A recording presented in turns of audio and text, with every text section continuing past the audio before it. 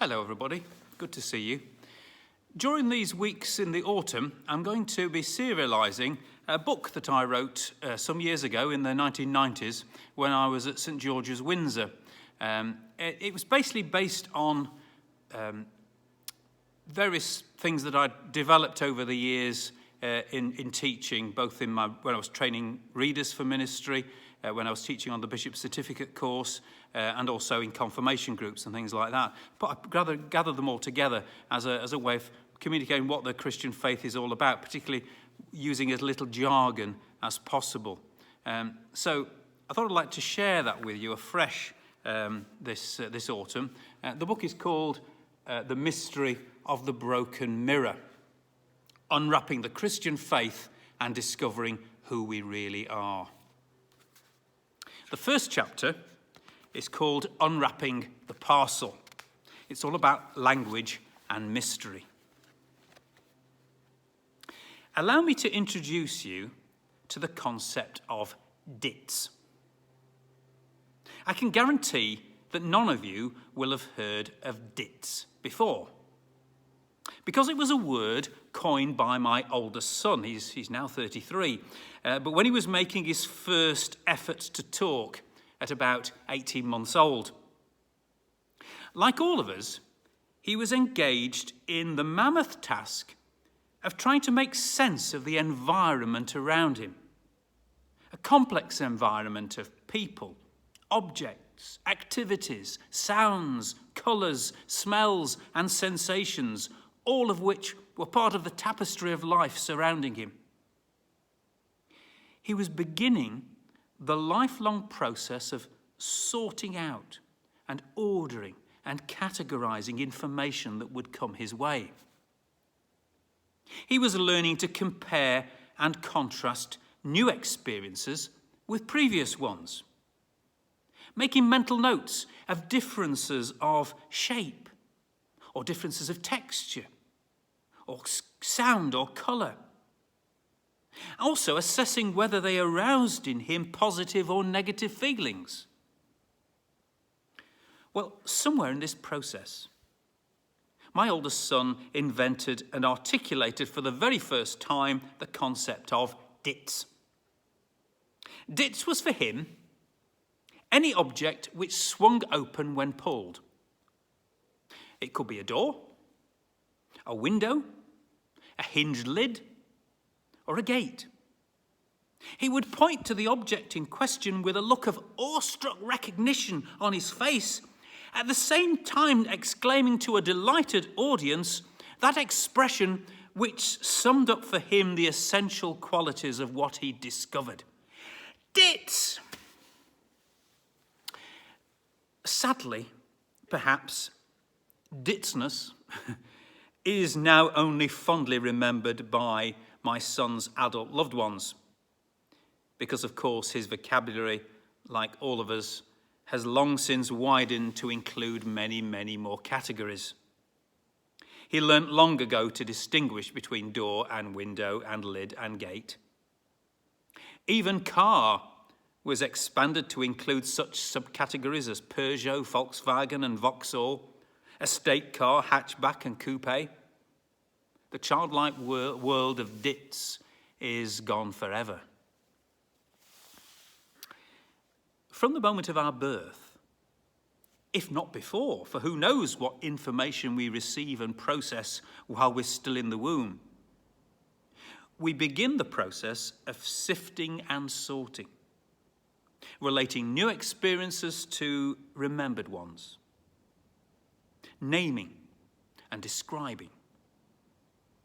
We put the world around us in mental and verbal pigeonholes, some of which are shared and inherited categories given to us by the language and culture within which we're growing up. Others are our own personal categories, attitudes and prejudices, which serve to forewarn us of what might be pleasant or unpleasant, dangerous or helpful, good or bad, to be embraced or to be avoided. At some point, hopefully, we widen the concept of good and bad to extend beyond that which is simply good or bad for us, and begin to formulate the idea of shared and universal values. In this light, we can understand certain aspects of the creation myths in the book of Genesis at the beginning of the Bible. We're told that Adam named the animals, and then he named his wife. The human desire to possess the knowledge to distinguish between good and evil, which brings in the Genesis story the loss of innocence and introduces moral responsibility. There seems to be, you see, an innate human need to categorize, to give a name to life's experiences, formulating words and concepts to be the pigeonholes in our sorting office. As we mature, age and experience teaches that words and categories not only have to expand and subdivide in order to accommodate different shades of experience, but also that the edges blur, blend, and overlap, challenging the artificial categories that we've imposed.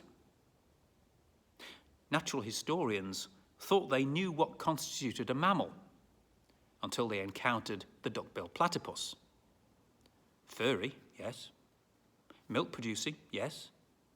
But egg laying, and with a beak, just as well it had no wings. For years, it was a joke in my family that I'm colourblind. This accusation is not intended in the obvious sense of driving through red traffic lights and stopping at green ones, but in the sense of how I describe certain colours. Some shades of orange, for instance, seem to me to be bright red. What others regard as purple seems to be just blue to me. The artist in me knows that in between those points on the spectrum we call yellow and red, there's an infinite variety of possible mixtures and shades. Where orange ends and red begins is literally anyone's guess. It's subjective, it's personal. We make our own decision. It may well be, of course, that all eyes see colours slightly differently, but that doesn't necessarily make me colourblind. My brain just categorises in a different way. I rest the case for my defence. In this way, words and categories can be restrictive rather than descriptive. How inadequate is the word green to describe the colour of a woodland in summer? To dismiss it all as green does an injustice to the variety of shades and colours contained within creation. Words and concepts are nothing more than convenient parcels, which enable us to impose an order of sorts and to make sense of the world as we experience it. They're also, of course, useful tools in the business of communication. To put it bluntly, if I want the decorator to paint my walls in magnolia emulsion, there needs to be an established convention about what constitutes walls, what constitutes magnolia, and what constitutes emulsion, so that I don't end up with a red glossy ceiling. Language, you see, is the tool of convention. Without an accepted agreement, understanding of meaning, language fails to communicate. We're aware of the parcel, but the content eludes us. Some language is partly designed specifically with this aim in mind, to exclude all but the initiated. We call it jargon. If there is for me an apparent confusion over the boundaries of the parcel marked orange, how much more confusion is to be found when one moves into the realm of more abstract ideas, such as emotions, qualities, and values. The word love, for example, is a parcel which can contain a whole range of different emotions. I may say that I love my wife, that I love my children, that I love my dog, that I love a glass of malt whiskey. And all those statements will be perfectly true.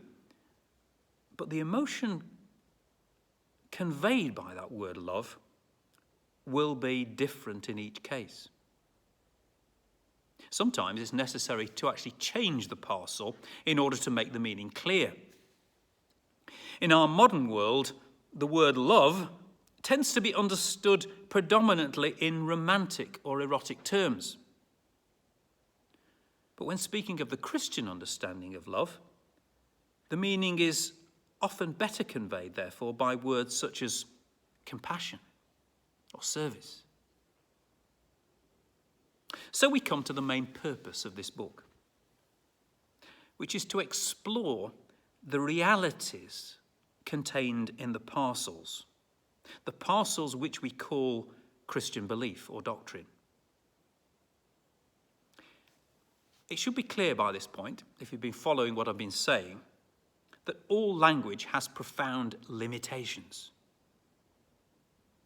The problem with traditional Christian language, particularly in a post-Christian era, is that the conventional understandings which enable communication to take place have in many cases been lost. Fewer and fewer people are familiar with the culture in which much of the mystery of the Christian faith is parcelled up, with the result that Christian language becomes little more than inaccessible jargon, therefore excluding people from realities which we would say are of the profoundest importance for their lives. A few years ago, when I was doing a sermon for families on Christmas morning, I introduced the sermon by holding up a beautifully wrapped Christmas present.